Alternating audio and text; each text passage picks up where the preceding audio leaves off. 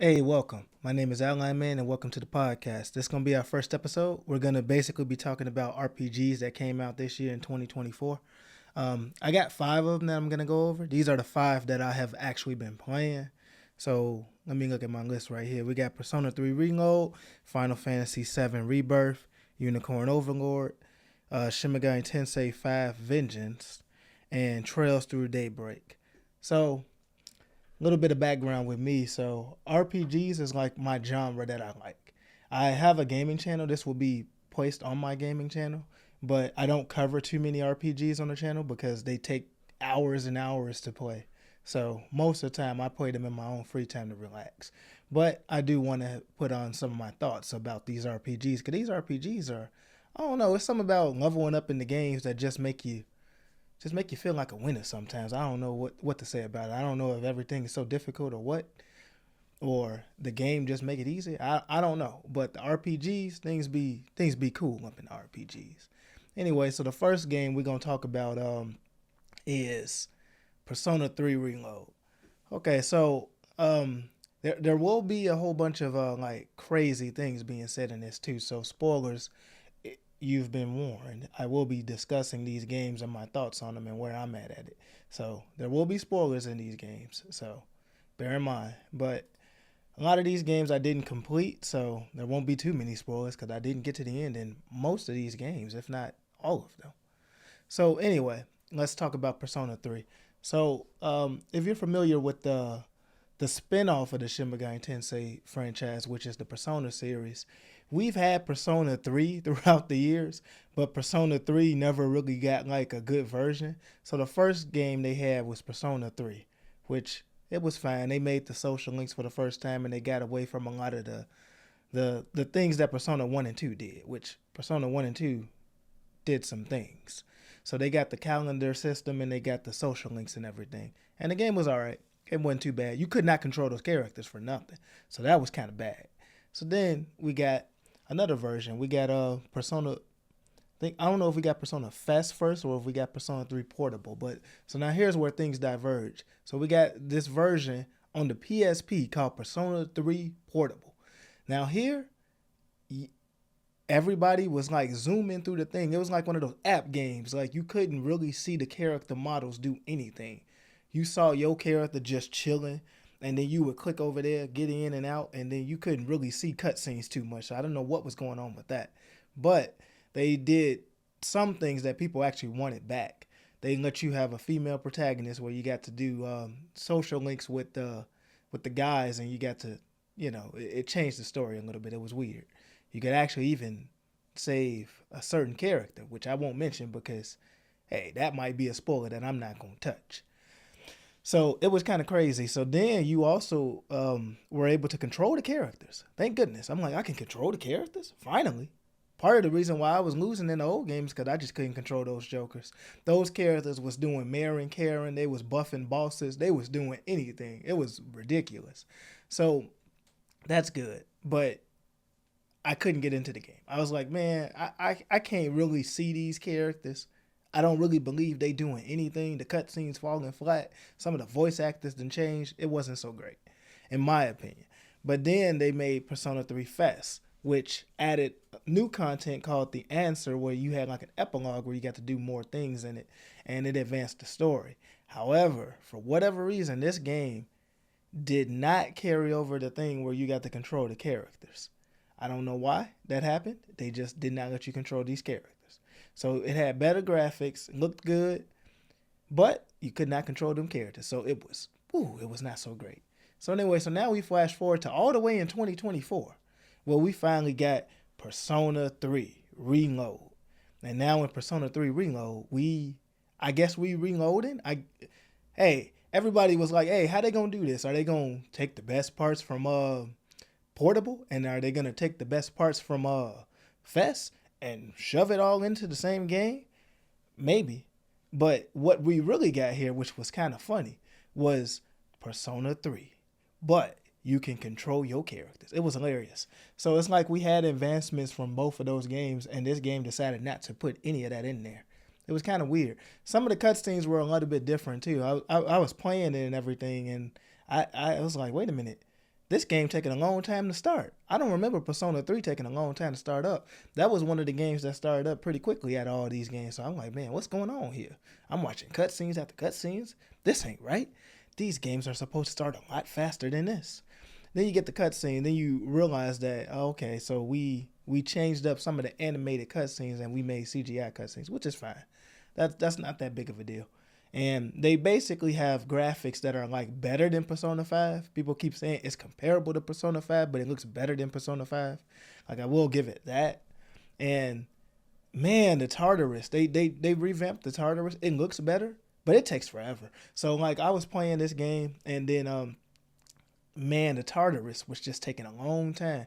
I'm looking at my hour count in this game. I'm like, oh, okay, I'm 10 hours in. Okay, wait a minute. In the old game, when I'm 10 hours in, I'd be on like the third part of the story or something like that. So I'm like, man, I'm 10 hours in. I'm still just on the first part. Man, this game taking forever. So then I look back, and then I'm like, man, I'm like 40 hours in. And for whatever reason, I'm nowhere near close to beating the game. And I would have beat the game before in the old game, so I don't know what was going on here. I stopped at the part where you get the dog. I got the dog, and here's my other grievance with this game. So anyway, yeah, you get a dog on your team. He joined you. I won't go into great detail on him. If you play Persona 3, you know. But anyway, I got to the dog, and I was like, man, they're gonna finally expand on, what was his name? I can't remember his name. The dog. I call him the dog. But I thought we were finally gonna expand on his lore. No, we didn't do any of that. So now I'm looking at this game, so like, y'all making me take longer in the Tartarus, and we can flesh out some of these story plot points that have been actually helped out in the movie. There was a Persona 3 movie. It was only in sub, which was a mistake. I don't know why that was never in English.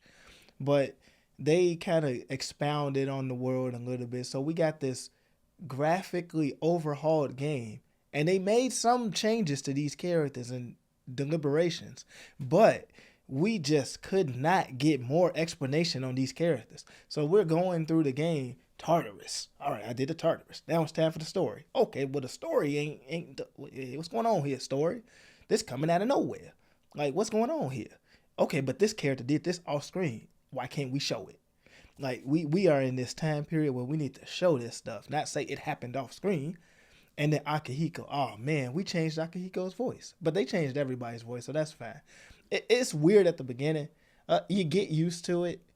And I'm less so mad about the voice acting than the voice, not the voice direction, but I guess the lines that they have for the characters. The lines that they have from the characters are kind of jarring sometimes. So it's more so the stuff he's saying, not the way he's saying it. And basically, I get into the meme of this game. I'm like, hey, Akihiko, like, I found this sucker. I found this guy at the gas station. Here he is. Like, wow, Akihiko, you done found this I found this kid crying. There they are. Like, oh, I found this dog. Here we go. Join the team. So you got Akihiko in the meme. He out here putting people on the team from nowhere. I'm like, man, Akihiko, come on. What's going on here? So, yeah, it felt kind of silly. I was like, what's going on? But there was the gameplay is better. They made something called the shift, and the shift kind of helps because now you can I think that's the baton pass from or the baton pass they call it from Persona 5. So they had the shift. They gave you the magic from the damaging light and the damaging darkness magic. So what's it called? Kohan and Miha, I think that's what it's called. It can deal damage. So characters like the dog and Ken are just way better than they were before, because before they would just miss. And when you would miss in Persona 3, you would miss and you would be losing. Like, this game punished you the most for missing out of most of these Persona games, to be honest. So you didn't want to miss in this game, but now that they got some magic that won't miss, they much better. They much better, the characters. They're probably some of the best characters. Cause the dog come out here with fire and darkness. I'm like, come on here. But even though the dog was that good, I looked at the game and I'm like, this is the same game, but it's taking forever.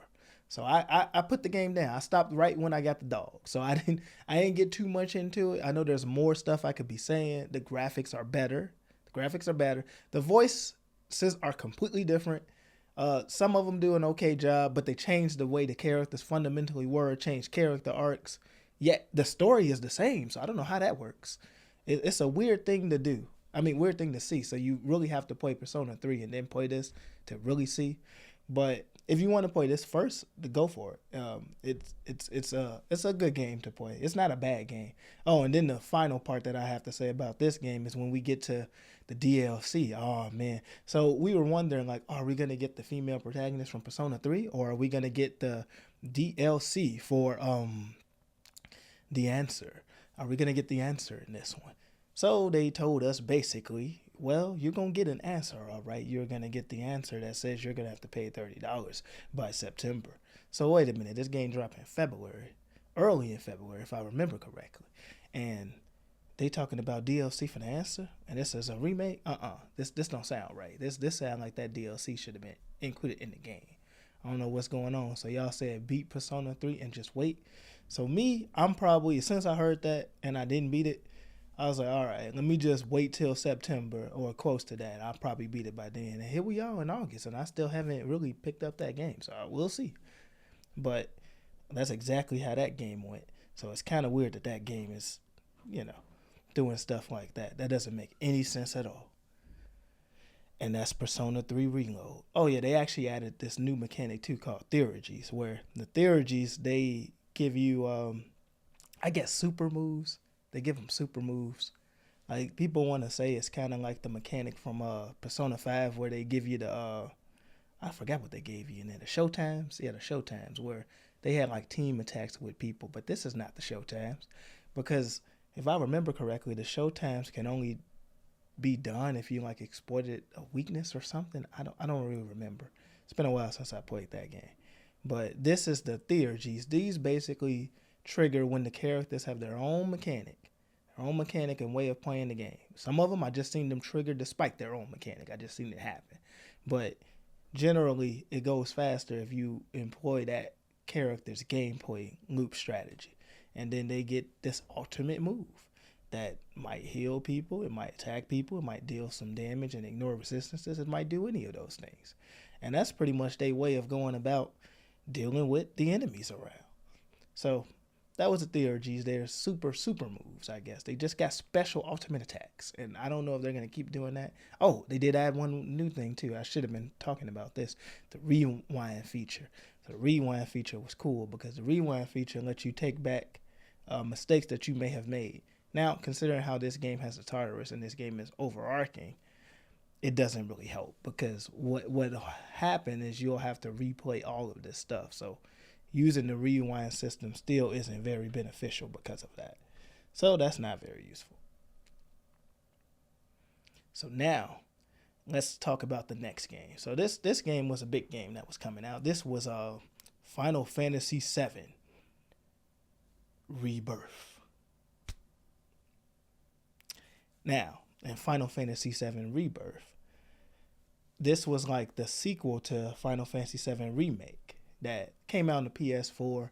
Like, let's go some background real quick. Let's talk about Final Fantasy VII first. Then we'll work our way, because this seems to be the year of RPGs getting remade all day. That's what it seems like. So let's go back to Final Fantasy VII. So now Final Fantasy VII was the game that people quote unquote says saved the PlayStation 1 and saved RPGs. RPGs were like these games that we play in the dungeon. We be hiding and playing our RPGs. We be looking crazy to the world, but we be just playing these games. Yeah, it was kind of like our little game away from games. Because the gamers never acknowledged these RPGs as being real games. It was kind of funny. But this was also in an era before like sports games took off too. So I guess gaming was just weird in general to most people. But it's all fine. It's mainstream now. But Final Fantasy VII was that game that the characters looked like Popeye the Sailor Man. They looked like these polygons all day, and it was very hilarious that these polygons were out here like talking about I'm Cloud. And then when you get into the battle scene, you can see that they look like humans. That was very odd to me. So they look like Popeye in the overworld, and then they come up in there and they look like humans now. Cloud look like he got some strife to him. So I was like, man, this is kind of silly. So then this game was crazy with the story. So much stuff was happening. Like, we're not gonna spoil all of this because there was so much stuff happening, and it was a lot. It was a lot of mistranslations too, because a lot of people will say they know the story and they might know the story, but what I know is that the Japanese version of the story and our version of the story is a little bit different. There's some things in there that were not translated correctly. And that is hilarious. And that led to a lot of different things, like people not understanding the ending of the game completely, which is very funny. And I think that might happen in this remake too. I know people are going to get to this ending and it's not going to be explained. Two reasons. This won't be a mistranslation now. It's just so confusing. So even if it wasn't a mistranslation in the old game, it was just so confusing that no one really knew what was going on.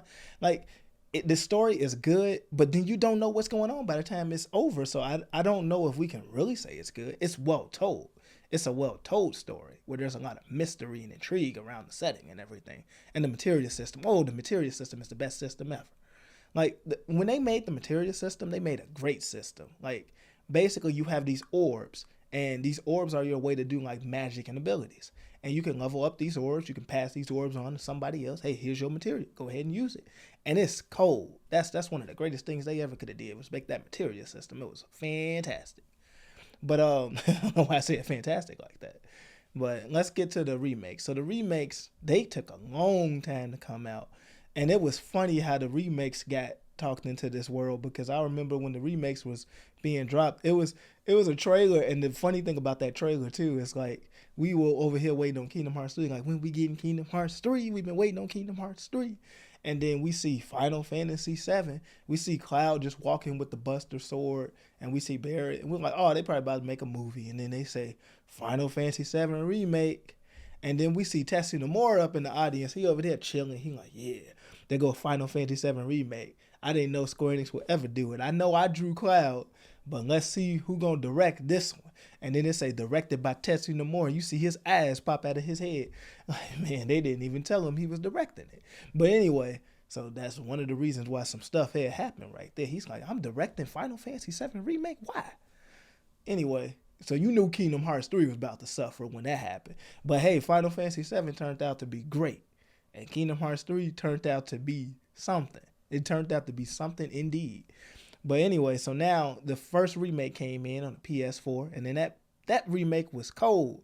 Like, I went through that linear storyline. It felt like I was playing Final Fantasy 13, which Square Enix don't like to acknowledge Final Fantasy 13, but when I was playing 7 Remake, I felt like I was back playing Final Fantasy 13, and nobody can take that away from me. I was like, oh, this the ATB system, this the music, this the level design. This is Final Fantasy 13. I don't care what nobody say. This ain't Final Fantasy 7 Remake. This Final Fantasy 13 4. I knew it, but with Cloud. So it was hilarious. I was like, man, we got Final Fantasy 13. It's back, but it's disguised as Final Fantasy 7. Wow. But they fixed that system a little bit. They let you do moves instead of just waiting on the ATB, but they gave you less ATB. You only got 2. So I was confused about that. I'm like, I can't wait to the sequel when they give us 3, 4, 5 ATB. Because that's what Final Fantasy 13 did. They kept giving us more ATB as we went. So I'm like, okay, this is a great remake. The battles are good. The charm is there. Feel like a Yakuza game when you be playing it. It was just hitting on all cylinders. People kept talking about some PlayStation 1 graphics in the final zone. That was funny, but it wasn't that bad. I don't know what they was talking about, but it wasn't too bad. But yeah, the game was good. The game was real good. It was so good that they said, hey, let's make this game again on the PlayStation 5 and let's sell it again. But they gonna notice, so let's put in Yuffie's DLC. Don't they want to play Yuffie? All right, let's sell her too. So I was like, oh man, I don't know what y'all doing, Square Enix, but at least y'all made a free upgrade for the people that had it on PlayStation 4. Because if y'all didn't, oh man, I would not have been able to play Yuffie. I was not gonna buy this game again. That was gonna be terrible. But you still had to get the DLC upgrade, which was, I don't know if that was $10 or what. I have no clue. But yeah, her story mode was fun and everything. And you had the game called Fort Condor, which was very fun. I think that game was more worth it than the game that you was playing. So now we on the Final Fantasy 7 Rebirth. Let's see. Okay, now we had the great Final Fantasy 7 remake. And then we had that intermittent episode with Yuffie. And let's see what Rebirth got in store for us. And then as soon as you turn on Reborg, as soon as you turn on Final Fantasy 7 Rebirth, you know You get to finally be Sephiroth after all this. I'm like, wait, why we being him and we just whooping people? It's a backstory, so sorry about that. It's a backstory. It's not like Sephiroth out here just out here. But yeah, you get to play that. You also see that Tifa and Cloud's memories are a little bit different. If you played the original, this makes sense to you somewhat because the funny part about this is some of this stuff was also explained in Final Fantasy Crisis Core, which I didn't mention, but that's like Zack's backstory, and they gave us that game too, but they didn't explain anything in that game. I mean, they didn't change anything in that game, which was weird because we're changing things and we tweaking things, but we're not changing Crisis Core. So that means we changing everything to mesh and mold with Crisis Core, which sounds bad. So I don't know what was going on there. So I don't know why just talking about this is cracking me up, but you got some stuff with Zack in there. And this game is supposed to take all the Final Fantasy VII stuff, even probably Dirge of Cerberus somehow. And then they're supposed to mix it all together and make it blend. And you know what ends up happening?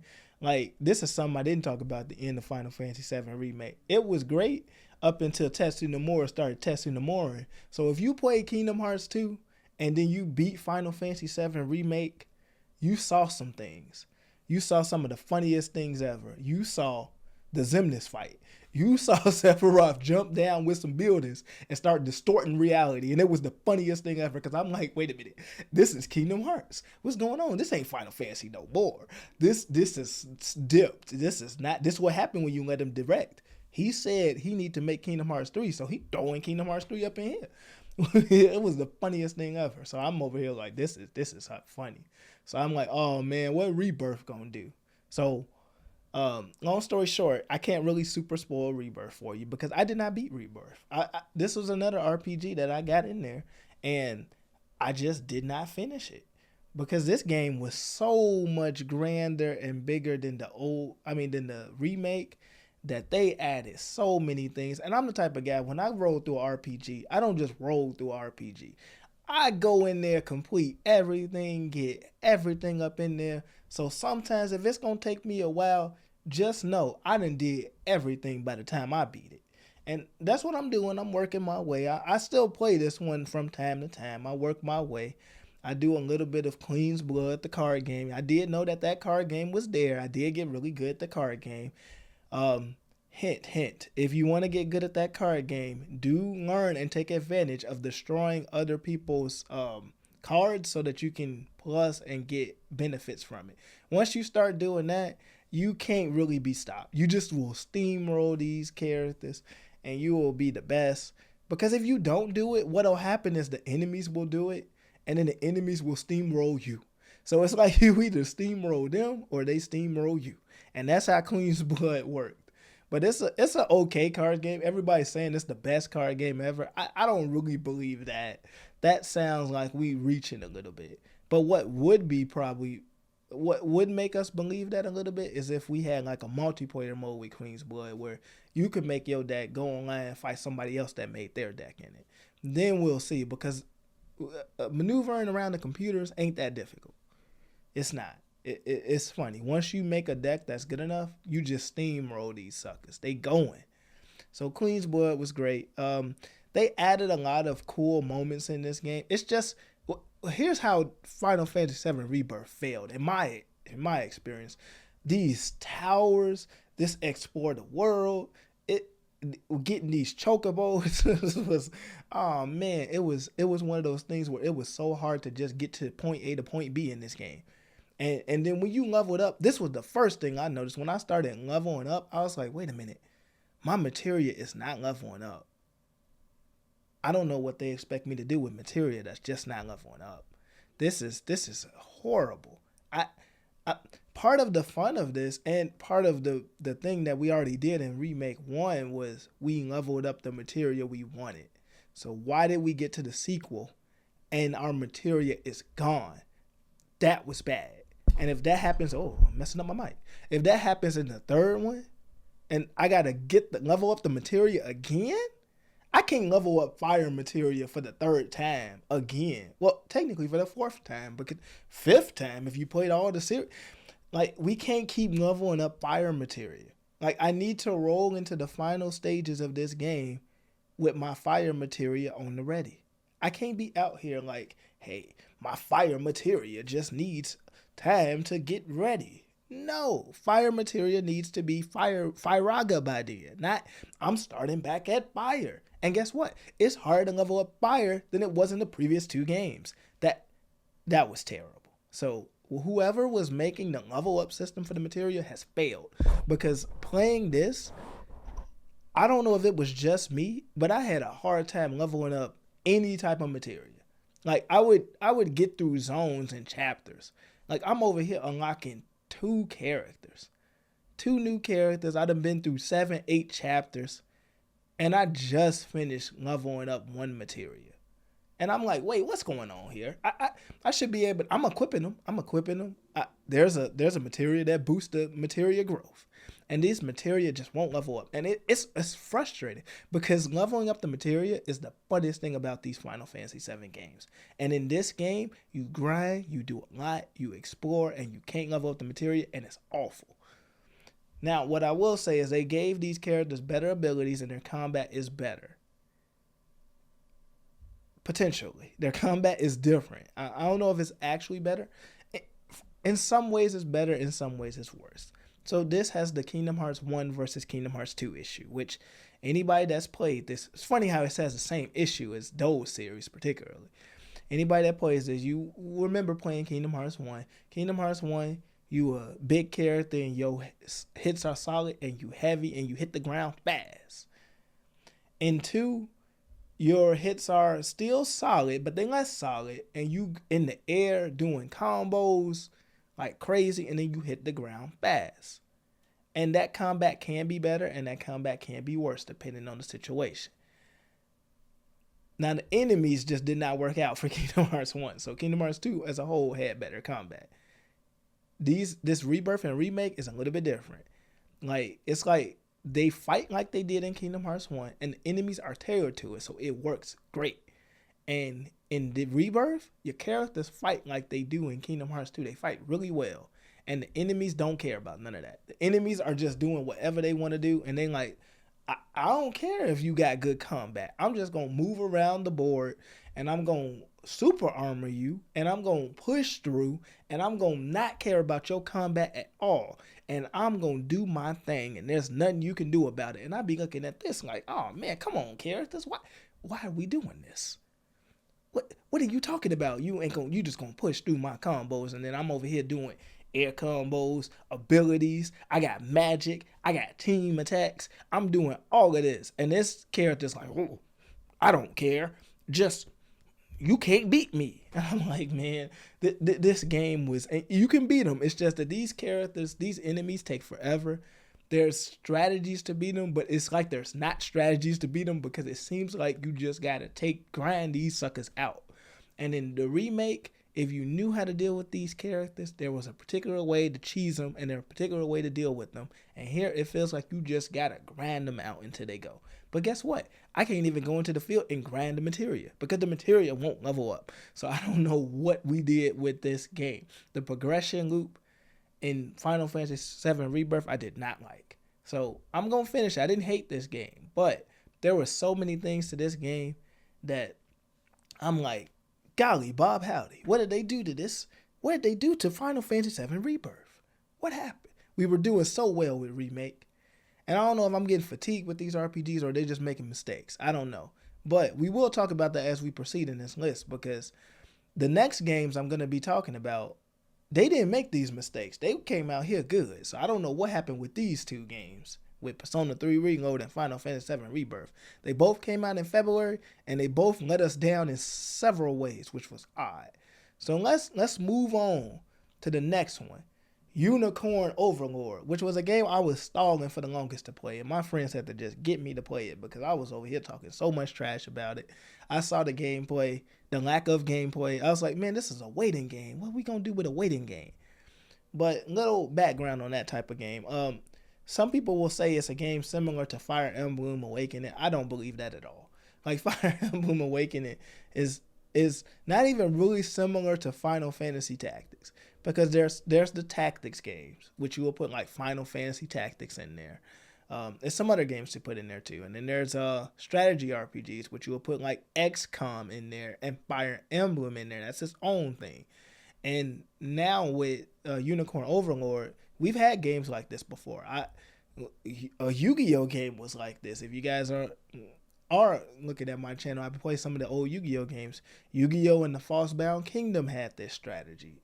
What else they had? The Tactics Ogre had this. I call this the waiting strategy RPG genre, because in this you wait, you do your actions, you set up your actions, and you wait for your characters to do them. And that's the type of game we have here. So don't compare it to Fire Emblem. Don't compare it to Final Fantasy Tactics. This is different. As long as you know it's a different category, look at it that way. Because when they tell me to compare it to Fire Emblem Awakening, I'm going to compare it to Fire Emblem Awakening. And I'm going to be like, Fire Emblem Awakening is better than this in some ways.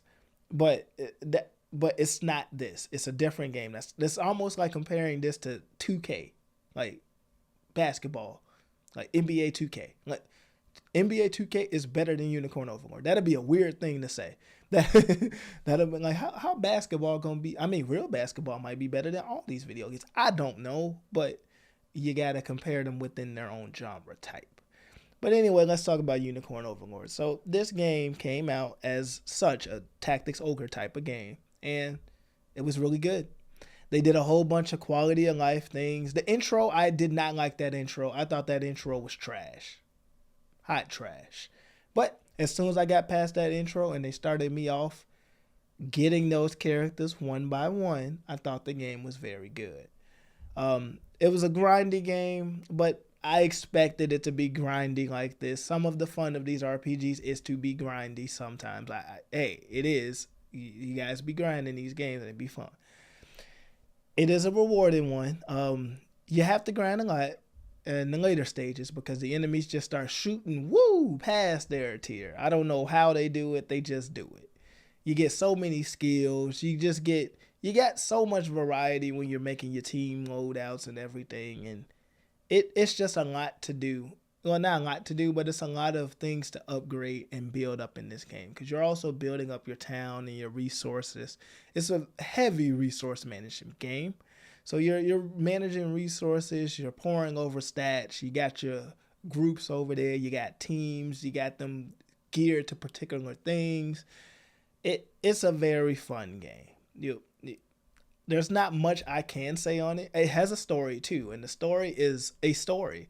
It's not a bad story, and it's not a fantastic story. It's a story, and it's got characters. Those characters actually get to do stuff in the story, unlike Fire Emblem, which is some characters do, most don't. It's a very funny thing. So it's a very good game. They did a good job with it. They made a very good game that felt like those old games from back in the day where we just make good games. We got a story, but we don't care about the story. But that story also ain't hurting you because you got a skip button now. And you saving and you building up your stats. It's a fun game. You'll love Unicorn Overlord if you're into that type of thing. If you're not, don't touch Unicorn Overlord. If you don't like building stats, grinding characters, managing them, loading up things, grinding, no, don't play Unicorn Overlord. But if you like any of those things, try it. It's a free demo. Like, what you got to lose with a free demo? Try the free demo. If it's anything like Fire Emblem Awakening, which in this way it might be, Fire Emblem Awakening did that too. They gave people a free demo. They gave them a free demo, and then the people was like, "Oh, okay, let me try Fire Emblem Awakening. Oh, let me buy Fire Emblem Awakening." That's what ended up happening. And the same thing happening with Unicorn Overlord. They tried that demo. They said, "Oh, let me buy Unicorn Overlord." So game developers, give these free demos because I shouldn't have to get to Persona 3 Reload by buying it and know that I don't want to play it. That I know that sounds kind of funny. So while we on the Persona thing, let's switch gears. So that's all I'm gonna talk about for Unicorn Overlord. Fantastic game. There's not much I can say about it. It speaks for itself. Play it. It speaks for itself very well. So now we're gonna talk about Shin Megami Tensei franchise. We got the Shin Megami Tensei 5 Vengeance game coming. I think this came around like later on in the year, like somewhere in like June or something, I guess. I can't remember. It hasn't been that long since it came out. But it came out somewhere in June. I guess it has been a long time because this game is like a revamped version of the Shin Megami Tensei 5 on the Nintendo Switch, which I had. And I did not finish that on Nintendo Switch. And there's a reason for it. Performance issues. Oh, man. But anyway, let's talk about what the Shin Megami Tensei franchise is a little bit. So, I'm no expert in it. The only games I've played in the Shin Megami Tensei franchise was Nocturne. I played that. I really only played it in proximity to this coming out. I played Shin Megami Tensei 4. I believe I finished that one before Nocturne. So I didn't really like get to Nocturne until like when I heard that this was coming. Like, to be honest. So it's one of those things where Apocalypse, Shin Megami Tensei 4 Apocalypse, I did not. The Devil Survivor games, I love those games. Digital Devil Saga, not really. I didn't really play those games. Like, my brother tried to get me to play them. I got into the open world, not the open world, the open city, and then I went to sleep. I fell asleep on that game. It was the funniest thing ever. I'm like, oh, it's time to play it. I was like, Patrick, are you ready to play an E minor? And then he went to sleep. I was like, man, skip this game. But anyway, Shin Megami Tensei 5. So basically, Persona is a spinoff of the Shin Megami Tensei 5. Shin Megami Tensei is the main series. SMT, they call it sometimes. In Persona 5, this is how I like to look at it. Persona 5, you have happy-go-lucky high school students. In all the Persona games, they kind of do this. And you're trying to prevent the end of the world. And in Shin Megami Tensei, the end of the world has happened. And it's either happened already or it's happening now. And you have to pick up the pieces of it. So that's a little bit of a difference. Here we get to the point to stop it. I guess if you really think about it, if you want to link them together, Shin Megami Tensei 5 is the what if you failed in Persona. That's what it feels like. So it's kind of funny how they're the spinoff, but they seem like they go before this. I don't know. So in Shin Megami Tensei 5, it came out on the Nintendo Switch. It was fine. I remember they put us in a desert, and I got to the bosses, and the bosses were too hard. They just took me out. And that's natural. That happens on every Shin Megami Tensei game. You get to the hard bosses, they take you out, and then you realize, am I gonna become a Shin Megami Tensei fan, or am I gonna quit and scoop this game and run to Persona? You learn right then and there. Are you gonna persevere, or are you gonna take that L and run? and no shame in it. It happens. So people be out here like, I don't like the way I'm taking this L, and then they be out of there. So yeah, there's not much I can say about Persona. Not Persona. Shin Megami Tensei 5. I guess what I will say is, I guess I'm just tired of talking about these RPGs, man. I thought I loved RPGs. Why am I tired of talking about them? Wow. But what I will say is, Shin Megami Tensei 5, they had this open world experience. Because the other ones didn't have no open world like that. They didn't do that at all. They 4 put you up in Tokyo. Well, you weren't even really in there. You was in Naraku at first. But and Nocturne, they had you roaming around section by section. And you were definitely not an open world there. So here they put you in an open world desert. With no context to what's happening. That was the bad part about Shin Megami Tensei 5. They didn't give you context. And you need context in a story like this. If the world is ending, I need context as to how that world was ending. Not it's just ending. That's kind of not great. But I guess if it happens in real life, you won't get context. But it's a game, so give me context. But we're getting that, and then we're like, oh, okay. Let's go ahead and let's fuse with this character and become the Nahabino, they call them. The Nahabino, who had their laser sword, their skates, and their long blue hair. And they would roam through the desert like Naruto. They would roam through the desert. And it was the funniest thing ever. But the gameplay was very solid. They had the once more system, which is very similar to what they had in Shin Megami Tensei 4, which is funny because this is supposed to be like more closer to Nocturne, but that system was not. No, whatever. But I liked 4, but 4 had the smirk system, and the smirk system was getting people. They was out there. The bosses was out there laughing at you and taking you out. And here we got the once more system. So then you also are greeted with like, oh, let's build up my character. Okay, so let me build up my character. Let me give him stats and everything. So the reason why I don't want to talk too much about the original Shin Megami Tensei 5 is because I didn't really make it far in the original Nintendo Switch version of Shin Megami Tensei 5. I got the game, I noticed the performance issues, and then I just stopped. I was like, why is this not on the PlayStation 4? So now when we got Vengeance, it's on the PlayStation 5 now. Wow, that's way better than the PlayStation 4. So now I'm like, okay, I'm gonna make my way through this game, and I've been so close to doing it. Like I'm on the final stage. I know I'm on the final stage. Like when you're on, you're on the final stage of the game. Like that you ready to get to that final boss, and you about to take that final boss down. But you're gonna fight that final boss like 3, 4, 5 times. Cause that's how these RPGs be doing at the end. You get to the final man and you fight him forever. And I'm like, come on. Or final lady, who knows? But you fight them like 6, 7 times. They resetting things. They ain't letting you heal your characters. They taking party members away. They like, come on, man, you gotta fight me 6 more times. I'm gonna make you hate this RPG that you've been trying all your life. So it's kind of funny, but they added a lot of quality of life features. They added they want to say they added a new story mode. I don't think this is a new story mode per se. What I think about this story mode is they added a new character in it, and they gave you new ending routes. Routes, I say very loosely, because these ending routes you choose close to the end of the game. So I'm like, this is odd here. They added new monsters or demons, whatever you want to call them, that you can collect. They added new of those. They let you save anytime you want now, which might be a mistake because that might make the game easier in weird ways. But hey, it's good that we can save anytime we want, because I have definitely done it. What else they did? They just did some things that made the game cleaner and more nicer to play, and the game runs properly. I think that's the thing that I needed. I just couldn't have me lagging in the desert getting taken out by random enemies. Now, what I will say about the level designs and staging, and is this story better? No, this story is not better, and I'm gonna say it. I'm not gonna be out here pretending like this section of the story where they have the vengeance route is so much better. No, it's not. It has so many issues, and it has issues that the old bad story didn't have.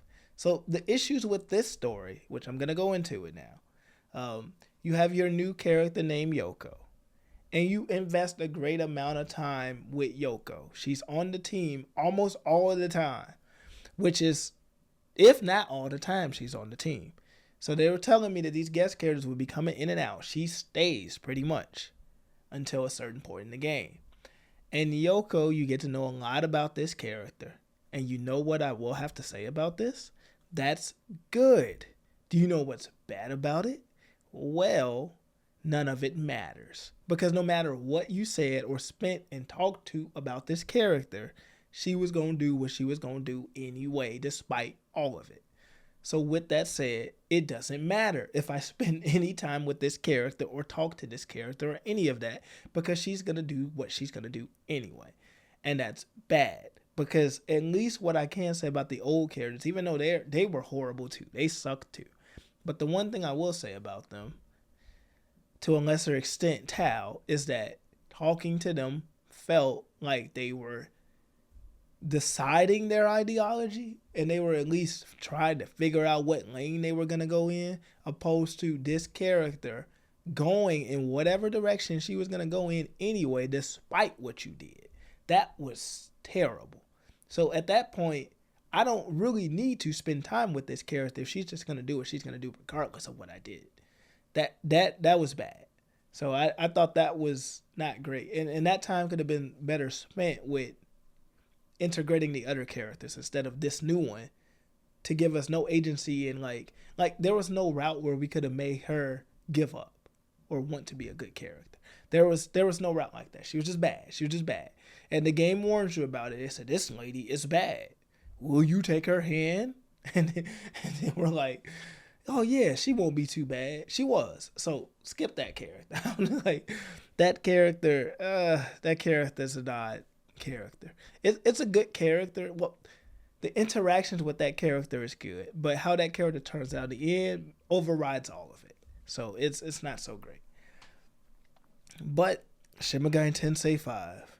Other than that, and some other weird things, the game was fun. The game was really fun. Like playing that game was like, it was great because you're over here. I mean, it was hard like the other ones, but it was good. It was a rewarding game. They balanced it a lot better. It's more fine tuned. The ending dungeons don't seem too balanced, but I think they were never supposed to be balanced. They're the ending dungeons. They're always supposed to be too hard. Because in most of these JRPGs, even when you get there, you're still not ready for the ending dungeons. So they did the best they could, and they did good. They redeemed Shin Megami Tensei 5 because letting it just be stuck on a Nintendo Switch was a mistake. And that was going to be very hilarious. And that's Shin Megami Tensei 5. So let's get to the next RPG. Let's get, if you're a Trails fan, Legend of Heroes fans, as you wouldn't call it, we got a new game for the West. We got Trails of Daybreak. We got it. Man, Trails of Daybreak. I got a lot of mixed thoughts about this game. So, in a lot of ways, it's a great addition to the series, and it advances the series in a lot of different ways that we never thought we would have advancements in. It progressed everything. It's a great series. It did wonders for a lot of things. It was great. Now, there was a few things that were not so great, but a lot of these things were them just shifting away from the old style. So they made a lot of games in the Cold Steel franchise. And we got really used to that system. At least I did. I don't know about y'all, but I got used to that system. That was Trails of for me now. And then when I got to this and they changed everything, I didn't know what was going on no more. I'm like, man, we got action hybrid combat systems now. We ain't got the Arcus no more. We got the plug-ins now. I'm like, man, what's happening? I don't know I didn't even know how to do the bonding events. They don't even call them the bonding events no more. Those were like hidden in the menu. Like, it was one of those things where I didn't even know I could do them until later on. I just saw somebody's ad and then they said, hey, you can look through the bonding events. I'm like, man, thank you. Give that guy 2 likes because I'm like, man, I couldn't find it. I just couldn't find anything. I'm like, man, that can't be right. But yeah, that game was this game is good though. I like the way they're telling the story. They're giving you it kind of feels like when they did Trails in the Sky actually. This feels like another way to reintroduce people into this franchise. Cuz the way we're unlocking these characters, we haven't really seen it since Trails in the Sky. Because when you play Trails into Azure, from Zero, I guess. When you play Trails from Zero, you got your 4 guys. So you got a full party. When you play Cold Steel, you got your 9 guys. So you got a full party. You got a full party I guess in Cold Steel 3, they kind of revamped that. But most of the time, you got your full party. Here, you didn't have your full party and you had to work them up and build them up. However, it still felt like the enemies were designed as if you had 4 people. So that was not great. So the early part of this game is probably more frustrating than later parts of it because of that. Now, did I beat this game? No, I did not finish it yet. I'm working on it, but this game came out not too long ago, so I need time. This game is long, apparently. It takes a while. It seems like it's not, but it is. And I don't know how it is, but it just is. It's weird. It's deceptively long. I can't really put a number on it. It's kind of weird. Maybe it's because I'm paying attention to the cutscenes. I don't know. But I am skipping cutscenes that I'm not reading. So I don't know if I'm fully paying attention to cutscenes like that. But that seems to be how this game seems to be going about how it's doing its time and everything. So some of the characters you get what's his name? I forgot the main character's name. Vaughn. Yeah, you get Vaughn. He's supposed to be like an older protagonist, like an older dude that can, I guess he has a special sword or something, and he works as a detective, but he does good and bad jobs. So he's kind of like your, I don't know, rogue type character, but he's the main character, and it's kind of interesting, but not, I don't know. Then you got these other characters in there. You got the healer. We always get the healer. The healer got a sketchy past. It's obvious to tell. Even though we are at a point where we know what it is. But you know it's going to be something crazy. You got the other person that was part of one of the Jaeger stuff, which that sounds very familiar. And I won't say anything else about that. And you got some other guy that's just got red hair. And he acts like every other red-haired character you've seen in the series, which is hilarious.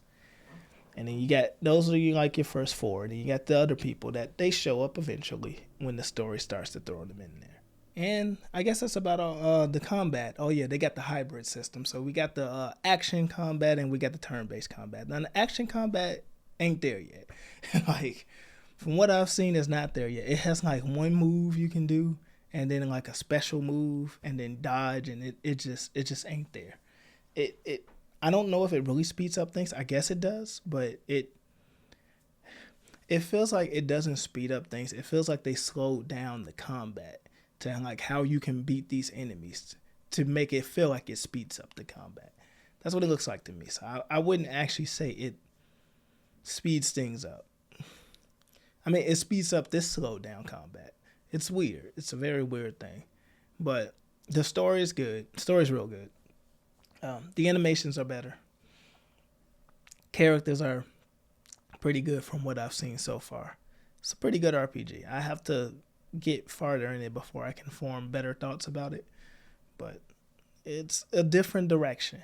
So I'm more curious to see how the sequel goes, because I know the sequel is going to like refine a lot of these things. It always happens like that. Like if we're judging all these series based on their first game in there, the only one that's like good is probably like Trails from Zero. The rest of them, their first game was kind of like we're trying, but we're not sure about what we're going to do here. So you got to give this series a little bit more time, but it's not bad. And it does run consistently, so it's doing this thing. But yeah, that's the talk about these JRPGs that I've been playing that came out this year, and they all need to get finished, and I don't want them in the backlog forever. I know there's other JRPGs that came out this year and that will be coming out this year. Like you got the Metaphor game by Atlas, you got the Yakuza game has came out, but I didn't beat the first one, so I don't get the second one until I beat the first one. What else you got? You got Elysium or something. I can't remember what that game's called, but that game came out. It's a couple of them. So some big JRPGs actually came out. I'm curious to see which game is gonna be in JRPG of the year.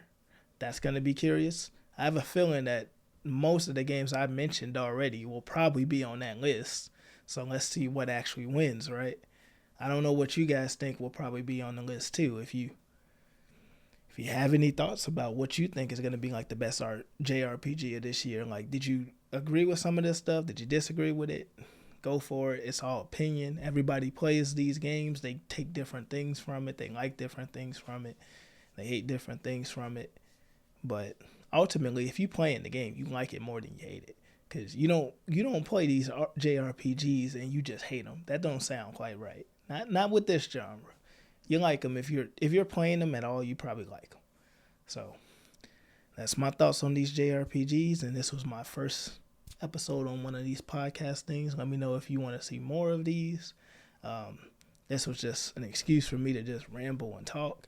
I will be not just doing JRPGs. I will be doing other franchises too, because I play a lot of different ones right now. I'm kind of getting into the fighting games again, which I've played before, and I basically will do a format like that too, where I start talking about the state of them, and then we'll target particular games, and then we'll have some notes and stuff.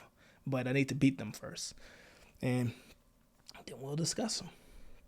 Anyway, those are the ones that came out this year that I'm still working through, and that's about it.